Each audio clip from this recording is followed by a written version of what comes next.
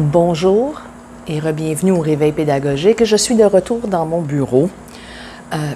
Pas parce que j'aimais pas ma classe, mais c'est parce que j'ai des affaires à faire ce matin. Comment ça va? Je sais, j'ai pas filmé beaucoup la semaine passée, mais c'est pas grave. Mon but, ce n'est pas de filmer constamment, mais de filmer lorsque j'ai quelque chose à dire. Et j'ai quelque chose à dire aujourd'hui. Parlons grammaire. Ouais, parlons grammaire. Je sais que pour certains profs de français, c'est la chose la plus plate au monde. Et c'est peut-être la raison pour laquelle il y a certains élèves qui ont des souvenirs très... Comment est-ce que les jeunes disent? Très mid du cours de français. Parce qu'ils l'associent à quelque chose qui n'est pas signifiant pour eux. Avouons-le, enseigner la grammaire est une tâche très difficile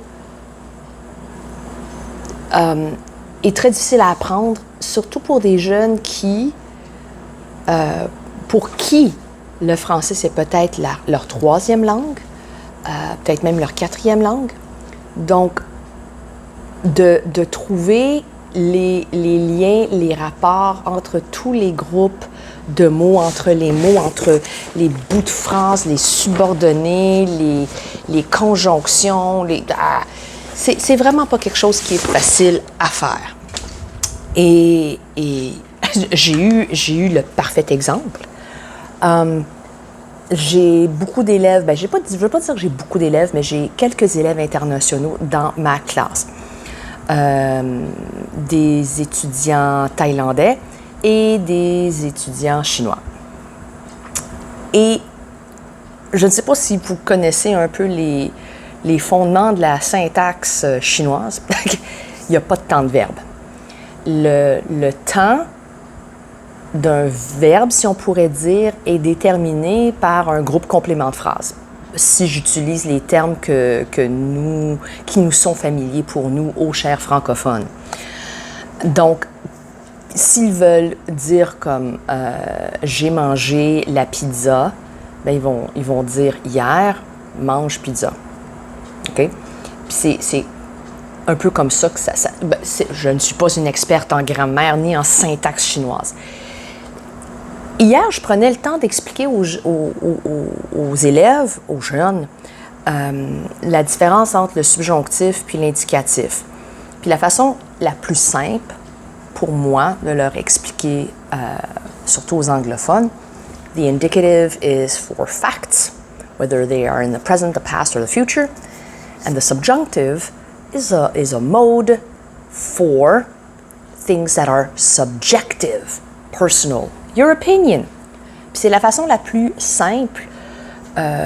Et je sais qu'on ne vienne pas me chercher dans les commentaires. Non, Madame la prof, c'est pas ça le subjonctif. Ah oui, essayez d'expliquer ça à des élèves du secondaire en secondaire 5, okay? Dernière année du secondaire, pour qu'ils puissent comprendre la différence. Bon. Et là, en avant, dans ma classe, comme les bureaux, j'ai mon élève chinois et mon élève thaï. Ils me regardent comme si je parlais... j'allais parler chinois, mais il y en a un des deux qui comprendrait. Comme si je parlais le grec. D'accord? Parce que pour eux, conceptuellement, ces choses-là n'existent pas. Donc, d'où l'importance. C'est important d'enseigner la grammaire d'une façon signifiante pour les élèves. Alors, je ne suis pas ici pour vous donner les 5 astuces pour enseigner la grammaire de façon plus efficace. Non. Moi, je vais vous parler un peu de mon approche. Et ce que je fais, c'est que oui, on a un cahier d'exercices pour les exercices de grammaire et je vais les faire. Mais je vais souvent m'attaquer au cahier selon les besoins des élèves. Par exemple, mon groupe de 4e secondaire, un élève a posé la question « À quoi va ressembler la phrase si je devais dire ceci? » Puis là, tout de suite, je me dis « Je sais comment commencer l'année.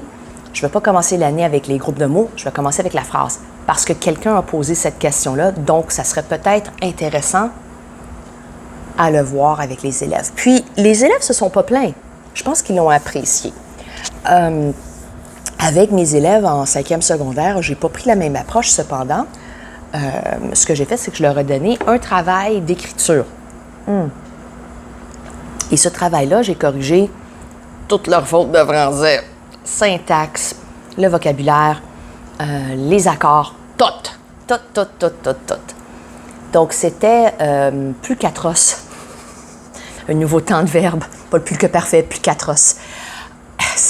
C'était pénible. Donc, il y avait plusieurs échecs, cependant. J'ai donné la note de passage à tous les élèves en leur expliquant qu'ils auront la possibilité de s'améliorer. Bon. Donc, ils avaient 2 notes sur leur travail. Ils avaient la note réelle et la note de passage s'ils se retrouvaient dans une situation d'échec. Parenthèse, il n'y a rien de plus démotivant pour commencer l'année avec un échec. D'accord?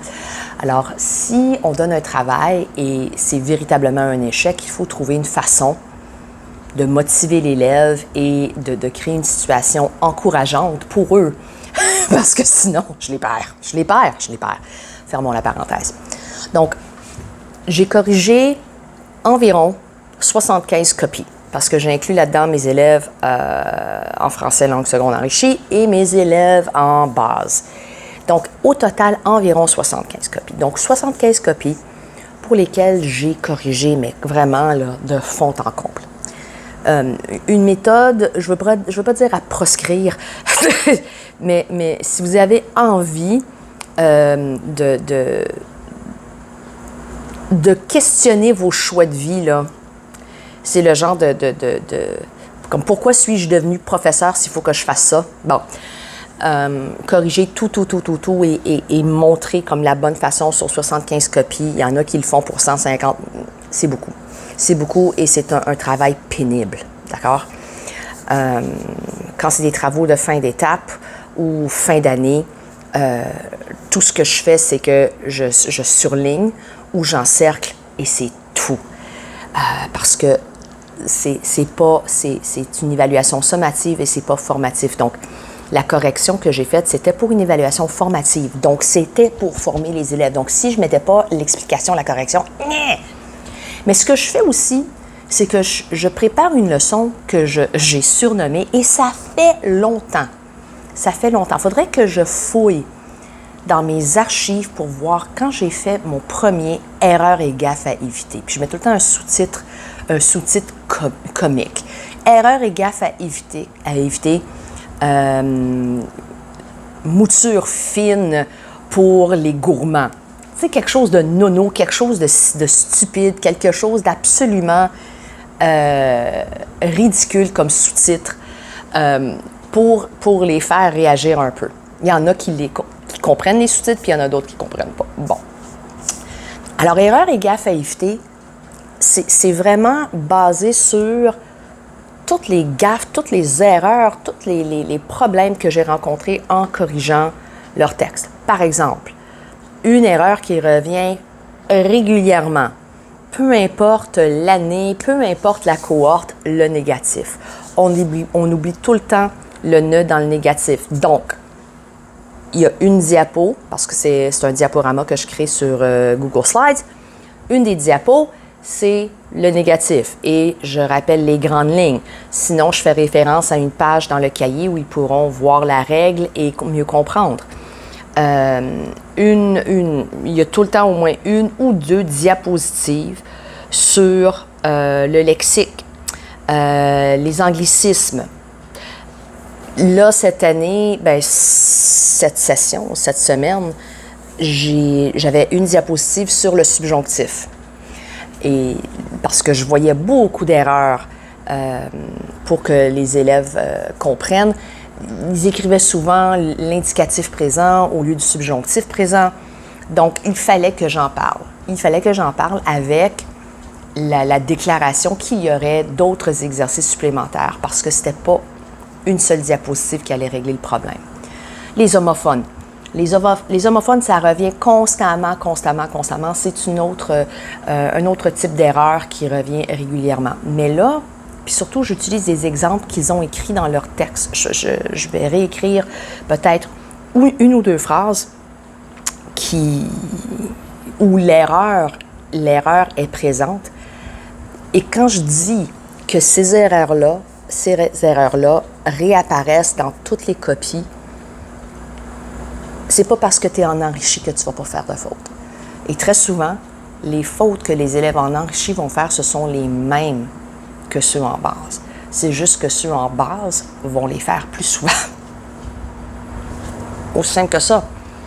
Puis il n'y a pas eu un meilleur taux de passage chez les enrichis. Le barème de correction est différent. Il a fallu que je pose la vidéo parce que un collègue qui rentre jamais de bonne heure, comme il est présentement 7h35, puis il est rentré. Qu'est-ce que tu fais là? Il y avait une rencontre. Bon, bref, tout ça pour dire que la grammaire peut être une tâche très difficile et très ardue, que ce soit pour le prof ou pour l'élève. Et on pourrait se servir de cahiers d'exercices, de jeux, mais un jeu sur la grammaire sera toujours plate si c'est pas signifiant pour l'élève. On se comprend? Alors, je préfère créer un contexte précis pour l'enseignement de la grammaire afin que les élèves puissent mieux comprendre là où ils ont fait leurs erreurs. Donc, c'est l'approche que je vais utiliser. Peut-être certains diront que non, c'est pas une bonne approche, blablabla. Et il y a certains profs qui ne vivent que de ça. D'accord? J'ai connu un collègue, d'accord, qui, dès le premier jour, commençait dans le cahier d'exercice et pour faire une pause de l'enseignement de la grammaire, lisait un roman avec les élèves.